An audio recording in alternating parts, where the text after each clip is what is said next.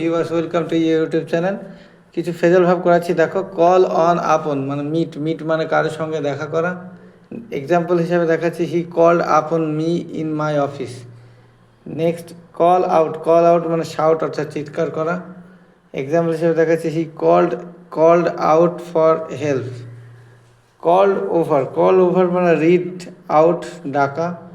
Example হিসেবে দেখাচ্ছি, the teacher called over the names of his peoples in the class. Next, call up মানে remember অর্থাৎ স্মরণ করা। Example, I can not call up your name.